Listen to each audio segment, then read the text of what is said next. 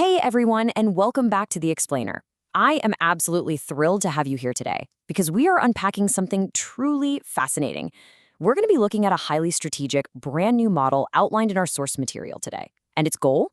Well, it's designed to fundamentally change how Massachusetts state correction officers are represented. The sources make it crystal clear that this isn't just some simple petition or a minor tweak to the rulebook. No, we are looking at a complete blueprint for a totally new organizational engine. It's built from the ground up to do two absolutely crucial things: protect active officers on the block and, just as importantly, lock down and secure the hard-earned retirement benefits that so many people rely upon. Okay, let's dive into this. Here is the big question. How do you fight for your rights when your representatives are afraid of retaliation? It is a massive, incredibly difficult issue to face in any high-stakes workplace. According to the blueprint we're exploring, active officers face very real, very paralyzing anxiety about management backlash whenever they speak up. Think about that for a second. If your union rep is worried about their own career, how on earth can they effectively defend yours? Well, this proposed model addresses that exact fear head-on by completely restructuring who actually does the fighting. So here's our structural roadmap for today's explainer. First, the representation dilemma. Second, the independence blueprint. Third, the general contractor model. Fourth, fearless retiree representation. And finally, number 5, securing everyone's earned benefits. Section 1. The representation dilemma. Vulnerability in the ranks.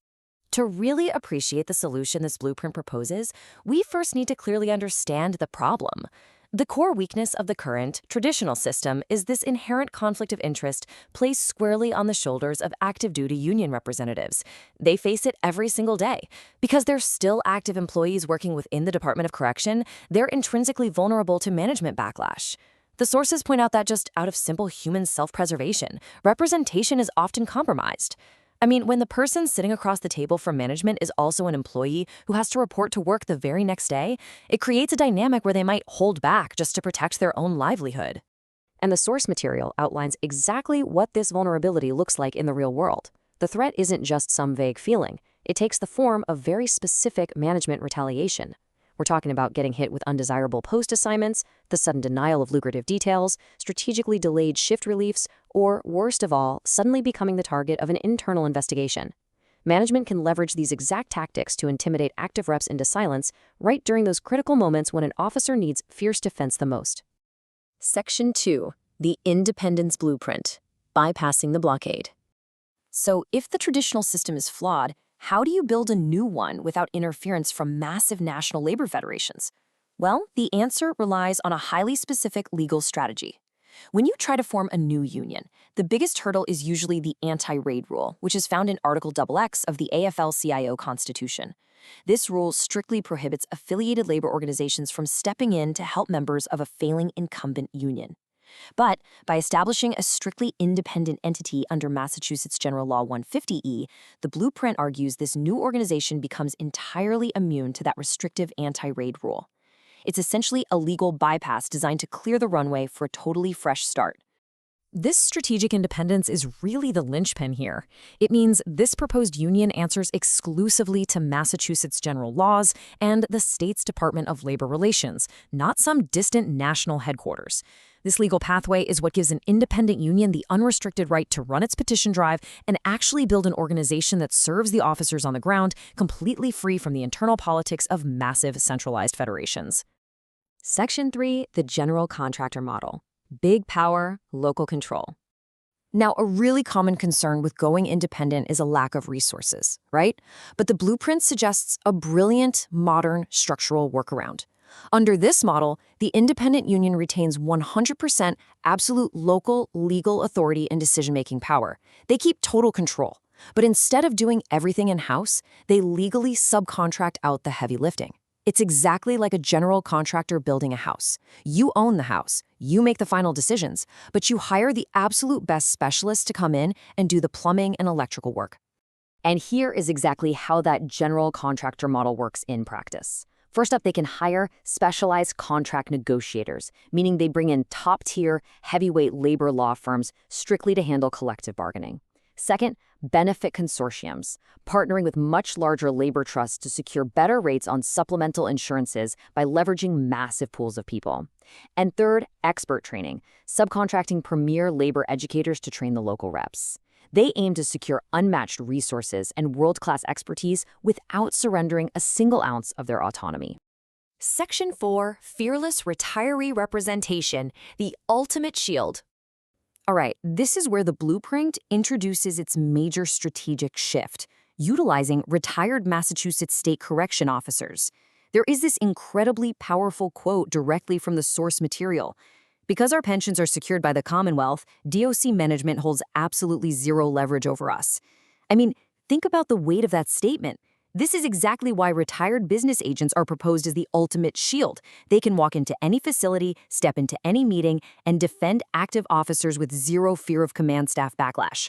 Management can't take away their shifts, they can't deny their details, and they certainly can't fire them. The blueprint outlines several massive advantages to using retiree reps.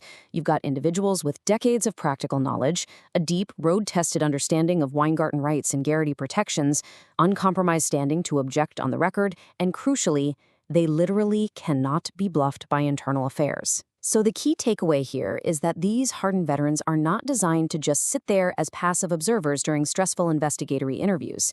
If an investigator steps out of line, a retiree rep has the power, the knowledge, and the freedom to halt inappropriate questioning instantly. Furthermore, retiree business agents hold the huge advantage of unrestricted whistleblowing. Because they're private citizens, they are completely unbound by the employee chain of command. Think about what happens when an active duty rep sees a severe safety hazard. They're often gagged by the CBA's slow-moving internal grievance procedures, basically forced to keep the issue quietly in-house. Retirees fundamentally break that cycle. Because they are private citizens representing the union, if a retiree rep witnesses severe safety hazards or gross negligence, they don't have to wait around on some internal grievance. They can immediately bypass DOC management entirely and bring the full weight of external state authorities down on negligent administrators. They can literally pick up the phone and directly contact the Department of Labor Standards, the Department of Public Health, or even the State Inspector General. It forces instant outside accountability. Let's look at how this all builds into their proposed command structure. The union is guided by a joint executive council. It combines active employees who provide the unvarnished ground truth about daily facility crises and actual working conditions with retirees. The retirees serve as a strategic firewall against sellout contracts, ensuring long-term oversight is always maintained. It's a really smart hybrid structure that covers every single angle of an officer's career lifecycle. Section 5. Securing everyone's earned benefits. A unified front. Now, a huge question you might be asking yourself based on this blueprint is, why would retirees dedicate their free time to this fight? Like, what is actually in it for them? Well, the answer is deeply rooted in the concept of mutual survival. This is the core philosophy driving the entire blueprint. Retirees aggressively protect the active workforce to guarantee the preservation of their own earned long-term pensions and healthcare. They aren't just coming back to help out of the goodness of their hearts. Their livelihood literally depends on ensuring the active union remains an absolute powerhouse. If the active union accepts weak contracts, retiree benefits are heavily compromised. The blueprint essentially creates a perfectly symbiotic relationship. Let's break this down. For the active officer, they receive top-tier, uncompromised defense with zero vulnerability to retaliation, while their immediate working conditions are fiercely monitored. Meanwhile, on the flip side, for the retiree, they secure the deferred benefits they bled for, they maintain a controlling voice on the executive council, and they ensure protection against political steamrolling. It guarantees both the immediate safety inside the walls today and the financial finish line on the outside tomorrow for absolutely everyone. And this unified front? It has much bigger ambitions than just winning daily grievances. They aren't just fighting inside the walls. They're taking the fight straight to Beacon Hill. This independent, combined power of active and retired members provides limitless potential. It allows for the creation of rapid response medical triage teams specifically for high-danger areas, and it brings massive legislative firepower to force actual, systemic fixes at the state level. Which leaves us with the empowering final thought posed directly by the blueprint's authors to the officers themselves. Are you ready to take back control of your future and secure the financial finish line for everyone? It is a fascinating look at how restructuring representation, putting fearless retirees on the front lines, and leveraging independent legal strategies aims to build a truly unbreakable model for correction officers. Thank you so much for joining me on this explainer. I hope you found analyzing this structural blueprint as captivating as I did. And as always, keep learning.